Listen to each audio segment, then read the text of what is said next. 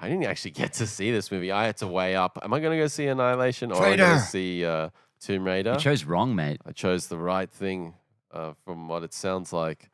You chose poorly. So, Tomb Raider reboot of the series and taking more cues from the reboot of the game series. Square Enix. You know, the Angelina Jolie ones were much more in depth to this 90 version of Lara Croft in the Tomb Raider franchise, and it seems like they're updating it in 2018. Completely different vibe than like the series itself has reinvented itself completely into Uncharted. But that's funnily enough, I was just on a tangent. I was watching a review for the or somebody talking about the old Tomb Raider and saying how that was the last 90s action flick. yeah. You know, before everything kind of got more Jason Bourne, you know, more gritty aesthetic, that post 9/11 vibe came through. And I can kind of see where they were going with that point. But anyway, let's talk about this one. Guys, what were you feeling like going in and overall impressions? And I'm just going to kind of throw some questions at you guys. Do it. It's like throughout mid-sentence, just chuck it in. So I can just be included a little bit. Yeah, look, I mean, I love the 2013. Was it 2013? 2013, yeah. Yeah, I love the 2013 video game. Great game. Yeah, amazing game. Cool. And the sequel is amazing as well to that. And I'm looking forward to. It was announced this week that the third and final in Square Enix. Shadow of Mordor. Shadow of Mordor. If you banned the words rise and shadow from video games and movies, nobody would know how to title. There'd be no more sequels. Would be like they wouldn't exist. 1, 2, 3 Origins.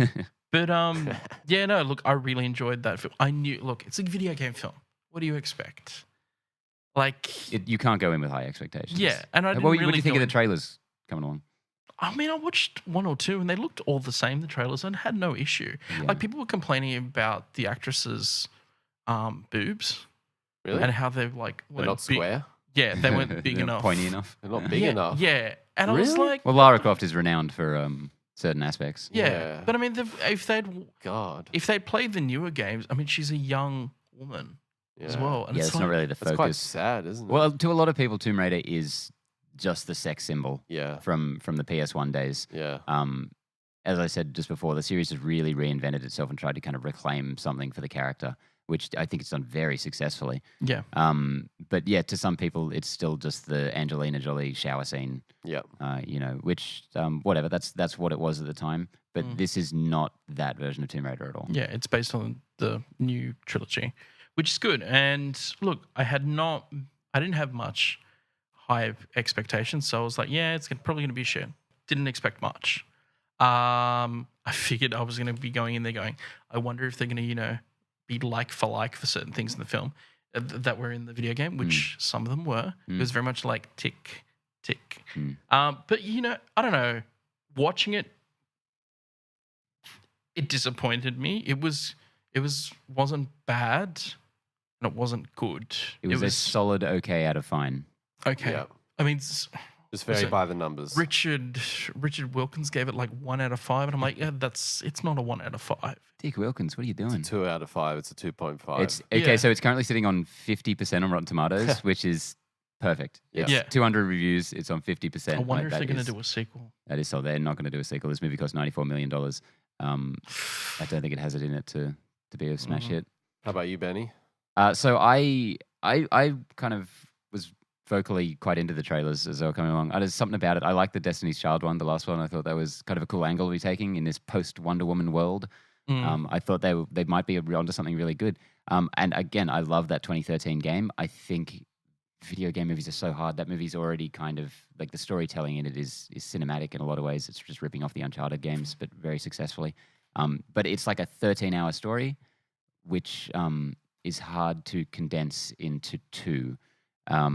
The character development for her is the real draw in that game. Like, she just starts out in this horrible situation and just gets the shit kicked out of her the whole way through and has to adapt and survive. And rise up. Yeah, and it's amazing. And you watch her die in horrible way after horrible way. And it just feels like such a success to get it to the end of it. But the parachute scene made me think of one of the bits in the game where so in the video game, if you don't navigate properly, You die bad. You get skewered to a tree, essentially. And there was that in the movie. Like she had to navigate over the treetops. Yeah, right. Bit where she's going down the rapids, and in the game, if you fuck that up, she just gets piked right through the neck. But look, I feel like this movie made some bad choices. But I feel like it could have been a lot worse. And if we're judging it on the spectrum of video game movies, I feel like it's better pretty high up there. Yeah, it's honestly. better than most other video game movies. And I mean, it's better than Resident Evil. Nothing's better than Resident Evil. Now that I've settled on it, now that a bit of time has passed and I've settled on it, I don't know. I don't dislike this movie at all. No. I could almost watch it again, to be honest.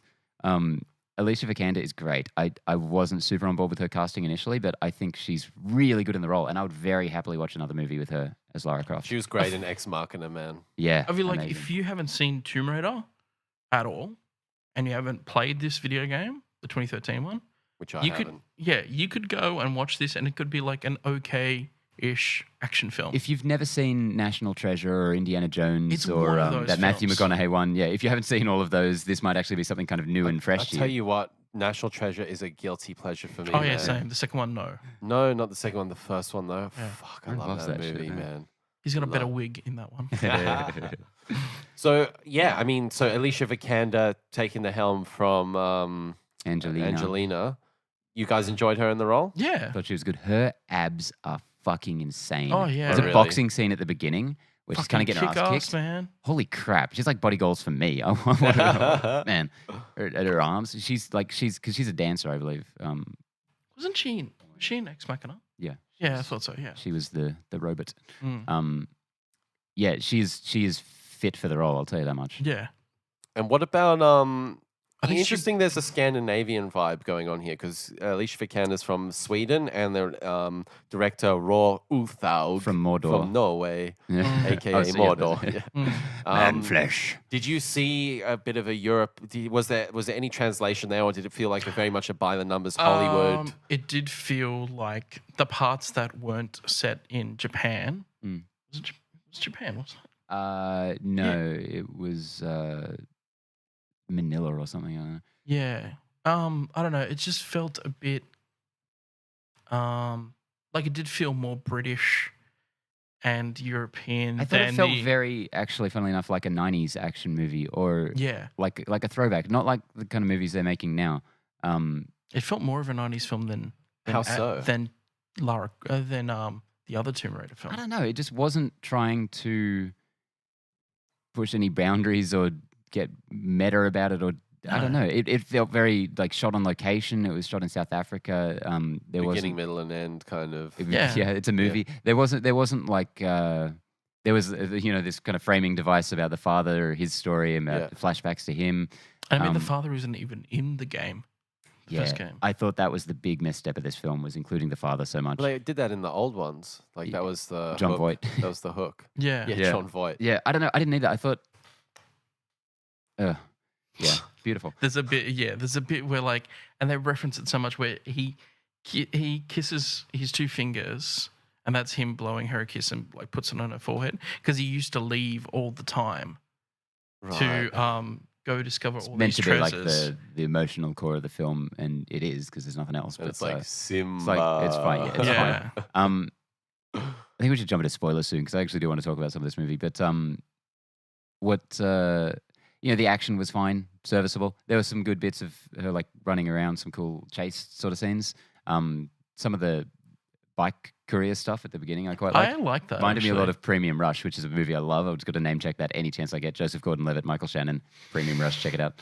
I thought it was a pretty good looking movie overall. When there was CGI stuff, it didn't look great. We saw that a lot in the trailers. Yeah, so I was going to ask you that. I think it was very minimal. The trailer made it look a lot more saturated. Oh yeah, It there really was minimal. Would you agree? It was like really quite on location Yeah, in people- forests Okay. in South Africa, Right. which is People really were cool. also complaining about the trailer and the teaser. There's a bit where she's like, trying to survive a waterfall or something. Yeah.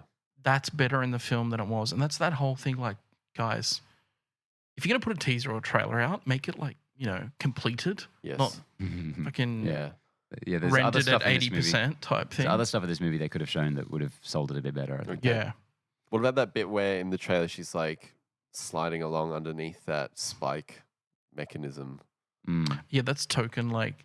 Yeah, there's like a bit in Tomb Raider, like that's clearly a tick, you know. It was a tick the box. Was it the video game thing where you had to press A at the right time? Yeah. Oh, yeah. There's Everything was fine. Let's get into some spoilers, it seems. Yeah. But overall, serviceable film. It's not the worst thing ever. 2.5 out of 5. I never give star ratings, but this movie is 2.5 out of 5. Yeah, I gave it 2.5 out of 5. We don't do ratings in this show. Stop it. Delete that. But I feel like it. Okay, that's the thing. Just complete middle of the road. It's kind of what Ben said. The whole it's a 13-hour story, being adapted to 2 hours. I feel like Tomb Raider is a good premise for making a Netflix series. Yeah. Oh man, a season like a 10-episode season would of cover her one trials game on this island would be wicked. Yeah. Like everything the same, like the same director, same star. I think that could be really cool.